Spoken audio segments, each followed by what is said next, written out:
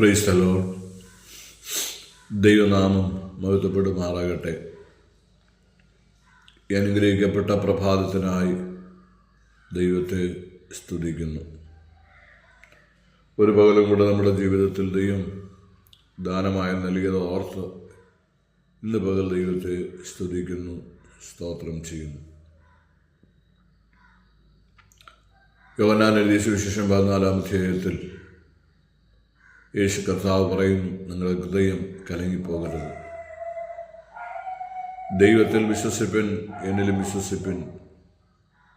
എൻ്റെ പിതാവിൻ്റെ അടുക്കൽ അനേക വാസസ്ഥലങ്ങളുണ്ട്.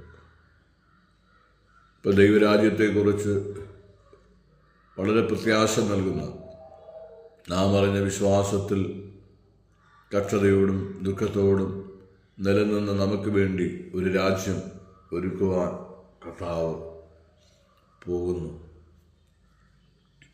ആ രാജ്യത്തിൽ അവകാശികളായി മാറുവാൻ തക്കവണ്ണം ഓരോ വിശ്വാസ ജീവിതങ്ങളും അവനവൻ ചെയ്യുന്ന പ്രവൃത്തികൾക്കനുസരിച്ച് അതിൻ്റെതായ പ്രതിഫലങ്ങളെ വാങ്ങിക്കുവാൻ തക്കവണ്ണം ഇടയായിത്തീരും.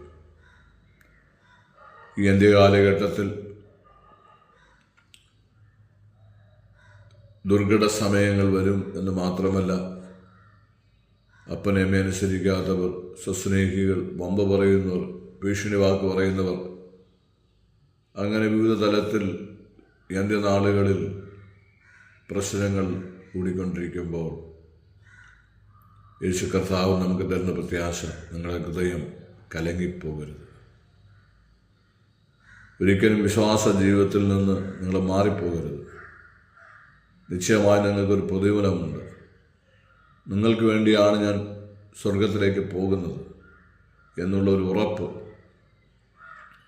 കർത്താവ് നമുക്ക് തരികയാണ്. നമ്മെ വിളിച്ചു വേദനിച്ച കർത്താവ് നമ്മെ തള്ളിക്കളയാതെ നമ്മെ കരുതുന്ന, നമ്മെ സഹായിപ്പാൻ തക്കവണ്ണം പ്രാപ്തനാണ്. നമുക്കറിയാം, ശദ്രക്ക്, മേശക്ക്, അബേദ്നെഗോ നെബൂഖദ്നേസർ രാജാവിൻ്റെ രാജ്യത്തിൽ, അതിൽ ബാബേലായിരിക്കുമ്പോഴും അവിടെ ഹൃദയം കലങ്ങിപ്പോകത്തക്ക രീതിയിൽ വളരെ പ്രശ്നങ്ങൾ, പ്രതികൂലങ്ങൾ അഭിമുഖീകരിക്കേണ്ടി വന്നു. അവർക്ക് വിരുദ്ധമായി പല കൽപ്പനകളും പുറപ്പെട്ടു വന്നു. എങ്കിലും അവിടെ ഹൃദയം കലങ്ങാതെ ദൈവത്തിൽ ഉറച്ച് വിശ്വസിച്ചു എന്നതിൻ്റെ ഫലമായി ശത്രുരാജ്യത്തിൽ ദൈവരെ മാനിപ്പാനിടയായി. അവിടെ വിശ്വാസത്തിൻ്റെ നടുവിൽ നാലാമനായി കർത്താവുടെ നടുവിലേക്ക് ഇറങ്ങി വരുവാനിടയായി. നമുക്കറിയാം, ഏലിയാവിൻ്റെ ജീവിതം നോക്കുമ്പോൾ ദൈവത്തിനു വേണ്ടി ഏറെ പ്രവൃത്തികൾ, അത്ഭുതങ്ങൾ ചെയ്ത ഒരു പ്രവാചകനാണ് ഏലിയ പ്രവാചകൻ. അഹാബിൻ്റെ ഭരണതന്ത്രത്തിൽ ഇസബേലിൻ്റെയും കൂടെ ചേർന്ന് ഇസ്രായേൽ രാജ്യത്ത് നടത്തിയ ആ ദുർഭരണത്തിൽ മനംനൊന്ത് തിസ്ബയിൽ നിന്ന് പുറപ്പെട്ടു വന്ന് ദൂത് വിളിച്ച് പറയുന്ന ഏലിയാവിനെ കാണുവാൻ കഴിയും. 17-18 അധ്യായങ്ങളിൽ ഏലിയാവ് ദൈവത്തിനു വേണ്ടി ആ ശത്രു രാജ്യത്തിൽ വിശ്വസ്തയോടെ ദൈവിക പ്രവൃത്തിക്ക് വേണ്ടി നിൽക്കുകയും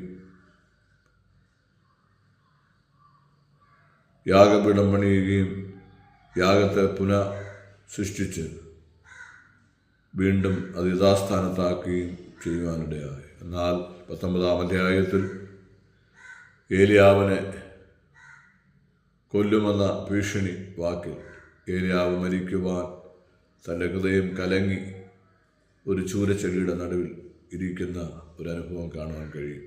എന്നാൽ ദൈവത്തിനു വേണ്ടി പ്രവർത്തിച്ച, ദൈവത്തിന് വിശ്വസ്തയോടെ നിന്ന് ഏലിയാവിനെ തള്ളിക്കളയുവാൻ ഒരിക്കലും ദൈവം ഇടയാക്കിയില്ല.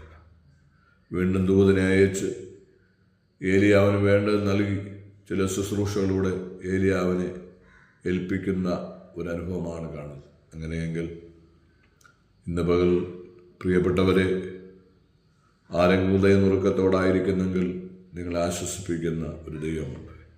ഏലിയാവിനെ നിലനിർത്തിയതുപോലെ നിർത്തി വീണ്ടും നമ്മെക്കൊണ്ട് ശുശ്രൂഷ ചെയ്യിപ്പിക്കുന്ന ഒരു കർത്താവ്. അതുകൊണ്ട് മനുഷ്യവാക്കുകളിലോ മറ്റുള്ള ഏത്